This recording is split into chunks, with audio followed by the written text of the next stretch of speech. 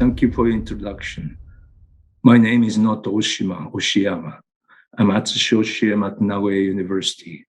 So it's my pleasure. Is that okay? The display is okay, or voice is okay? Okay. Okay. Your voice is very clear. It's my pleasure to be here and talk about our calculations related to this Fuga project. That's here is the outline of my talk. I will start with a very general statement about the semiconductor technology, and I will explain how the power electronics is important. The message here is necessity of the quantum theory-based calculations. Then I chose two special topics from this Fugaku project. The first one is a deep in semiconductor technology. That's a clarification of crystalline imperfection called dislocation, and that's a clarification of the relation between the dislocation and the device performance. Okay, that's first issue, and the second issue is in the computing methodology. That's the motivation here is to develop order n orbital free density functional calculation schemes using the neural network. So let me start with some introduction. Our lives would collapse without electron devices. We work on PCs or mobiles, which are networked with cloud computer or, of course, supercomputers. Automobiles or other instruments are already a pack of the electron devices, and even for fun, we need high-spec computers. Electron device is an assembly of CPU, memories, and so forth, and the device under the device operation, the electric current flows. The current flow inevitably induces the energy dissipation. So somebody reported that he succeeded to cook the breakfast using the heat from the graphic board. So the heat is a very serious problems. Then the material for that electron devices is currently a silicon, but that energy consumption is a problem, and the energy consumption could be reduced by replacing the silicon with wide gap semiconductors like silicon carbide or gallium nitride. Here is device performance of several devices consisting of silicon or silicon carbide or gallium nitride. The higher blocking voltage means a high durability of the devices and low resistance under operation, and operation means a save energy. So obviously the best device is located at the right bottom corner here. And these lines are the performance limit consisting of silicon or silicon carbide or gallium nitride. So it's obvious that if we use wide gap semiconductors, the device performance is basically becomes better. Actually, silicon carbide devices are already in the market. So in the railways or automobiles, however, the device performance is much lower than what is expected from the superior physical properties. The reason is a fabrication process. In the previous century, silicon technology people have done a lot of efforts to optimize the fabrication technique, and the device performance is highly optimized. So for the wide gap semiconductors, such efforts have not been done yet. So more specifically, here is a schematic view of a vertical MOSFET. Then the electric current flows from source to drain through epitaxial films, and that current is controlled by the applied voltage using a gate insulator. So that it is essential. It is extremely important to know to get a knowledge of scientific knowledge of the electron behavior through epitaxial films or near the interface. What we should do in the Fugaku project is to perform accurate enough large-scale calculations or the long-time molecular dynamics simulations based on the quantum theory to reveal the electronic and atomic structures of these electron devices.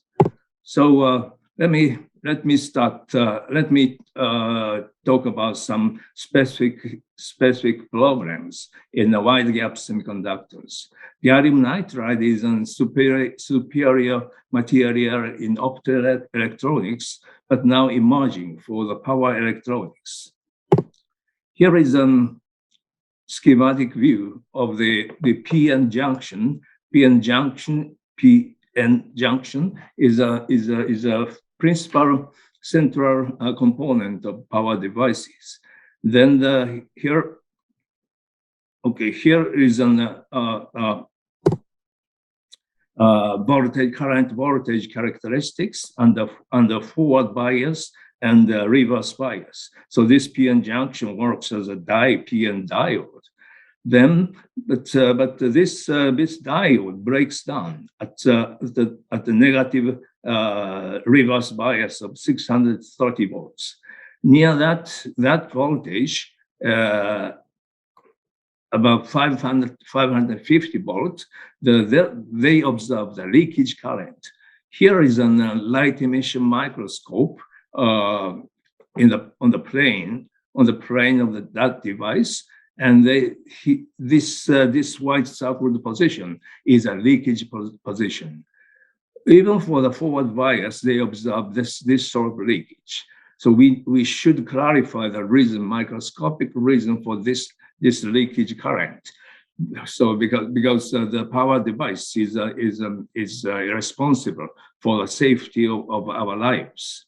Then in the gallium nitride material, there is a crystalline imperfection called threading dislocations. So they observe the threading dislocation could be measured or observed by some etching technique. Here, this is a result. This is the result from Amano group at Nagoya University, and this is a plain view of this sample of leakage. Then this white circled position is a dislocation position. And this white circle position is identical to this leakage position. But also, we observe some black spots. This is another dislocation. So some dislocation is related to the leakage current, and another dislocation is not. So we should know the reason. Then the dislocation is classified. Dislocation is a line defect around which the crystalline atomic arrangement displaced or dislocated. So that amount and the vector of that displacement is identified as some vector called Vargas vector. That Vargas vector could be determined by the electron diffraction measurements. Actually, Amano group has identified that this dislocation, which is responsible for the leakage current, is screw dislocation. So the question is why the screw dislocation is responsible for the leakage current. Here is a view of the screw dislocation, and there is some line defect, dislocation line, around which the atomic arrangement is displaced or dislocated in the helical fashion. That's why we call screw dislocations. So we should know the atomic structure of dislocation and how many gallium and nitrogen atoms inside this dislocation core, and what is the electronic structure of this dislocation core. And also we need to know the interaction between this screw dislocation and acceptor impurity magnesium. Why? Because we have to clarify the reason for the leakage of p-n junction. Then, okay, then the first thing is the determination of the structure of the dislocations. So I said that there is some, in the center of the dislocation, there is a dislocation line, but nobody knows what this dislocation line is located. Where does this dislocation line located? There is a possibility, two possibilities. This is a view from 0001, and the dislocation line could be located at the center of the atomic hexagon or center of the two atomic hexagons. This one we call single, this one we call double. Then here is a view from 0001 direction. And if we just displace the atoms, then in the dislocation core, atoms are fully accommodated. It could be some and double. It could be excuse me, but this is a full core dislocation. This is a full core dislocation of single type and double type, and some gallium or nitrogen atoms could be removed to reach more stable configurations. So this is that is labeled as some number of gallium atoms removed is n, and number of nitrogen atoms is removed is m. So all the possible candidates, structural candidates, is labeled double nm or single nm. We have determined, we have optimized all the structures and determined and obtained the formation energies. So let's see, let's rush a bit. Here is a calculated formation energy of all the dislocation, screw dislocations as a function of gallium chemical potential. Here is a gallium-rich case, and this is gallium poor or nitrogen-rich case. This chemical potential is related to the real experimental situations, because chemical potential is determined by the total pressure in the epitaxial growth and growth temperature T. So that in the typical growth conditions, it is found that the 002 dislocation core is most stable. So anyhow, characteristic feature of this stable dislocation core is the existence of a gallium-gallium bond here. Also in this structure, gallium-gallium bond exists. So this gallium-gallium bond induces a electron state within the energy gap. Conduction band minimum and valence band maximum. This gap state comes obviously from the gallium-gallium bond, or this state comes from another gallium-gallium back bond. So then the next thing is the complex of this dislocation and the magnesium acceptors. Here we take on the most stable D02 screw dislocation and place the magnesium atom at several gallium sites and optimize the structure and get the total energy as a function of magnesium dislocation distance. Obviously, this is the binding energy for each dislocation and the magnesium impurities. So obviously, we have a peak, prominent peak around the 3 angstrom. So the binding energy is substantial, about 1.7 eV. So this location attracts the magnesium acceptor, magnesium. Then the electronic structure here. Then the gap states originated from gallium-gallium bond shifts upward with binding the magnesium. The reason is a hybridization of the magnesium state and the dislocation state. It approaches, it becomes close. The two orbitals are hybridized. Then the upper state, that's a dislocation state, shifts upward, and the lower state, its magnesium state, shifts downwards. Then the magnesium state shifts downward to the valence band maximum. So the acceptor state disappears. On the other hand, dislocation state shifts upward, and this state donates an electron to the conduction band. So that's the N type. It could be an N type. So the binding of dislocation and magnesium impurity causes some N, not PN junction, NN junction, cylindrical NN region appears in this device. So that we think this is a reason for the leakage current in the PN junction. Okay, this sort of microscopic identification of lattice imperfection is crucial to advance the semiconductor science and technology. In the remaining minutes, I'm talking about some development of the computational scheme, neural network assisted order and orbital free density functional scheme. So density functional theory, DFT, is an important approach to review the material properties. That was invented by Walter Kohn and Pierre Hohenberg. And the total energy of an interacting system is exactly expressed as a functional of the electron density law of R. And the Euler equation like this could be solved and to obtain the physical properties.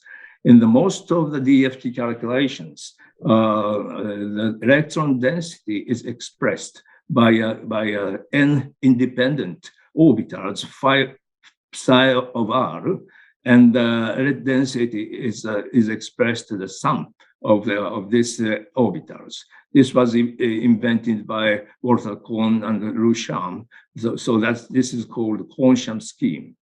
But due to this introduction of orbitals, a single Euler equation becomes n-coupled equations, and the computational cost is proportional to cube of target size n. So, but if we go back to the original DFT scheme, the Euler equation is we only treat the single Euler equation. So once some functional form is known, in particular the functional form of the kinetic energy is known, we don't need to introduce these orbitals. Then the computational cost is basically order n. Okay, what we attempted to do is to invent this function using the neural network. The kinetic energy function is this sort of form, and this function f is called enhancement factor. We try to innovate. We try to develop this enhancement factor f by using the neural network. We assume that this function f is expressed by the density law and its derivative s, and it's a Laplacian q. So in this sense, this approach is gradient expansion of this enhancement factor. Then the descriptors for this neural network is this q and s. Then the output is this enhancement factor. First, we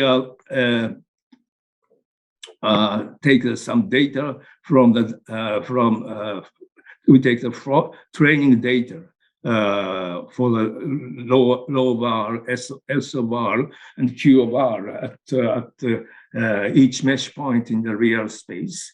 For the training data, we use a carbon diamond. Then construct enhancement factor F through as a functionals of rho, Q, and S with this neural network parameter W. W is W connects each neuron at each layer, and finally connects the Q descriptor and the output. Then trains a neural network to minimize cost function here. Here we excuse me. Here we use a cost function. As a cost function, we use a derivative, functional derivative of kinetic energies.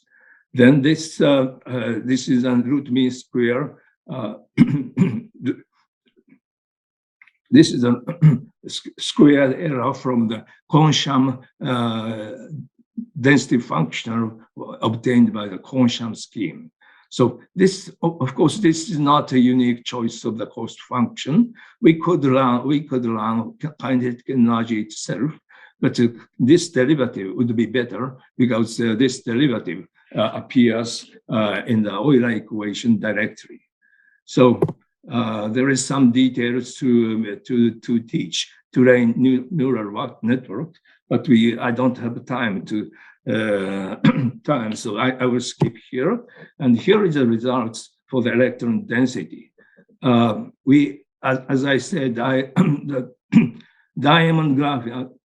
diamond structure carbon is used for the training data, and we examined its validity for 11 solids from metal, lithium, aluminum, copper, to a semiconductor, silicon carbide, silicon, to insulator, ionic insulator, sodium chloride.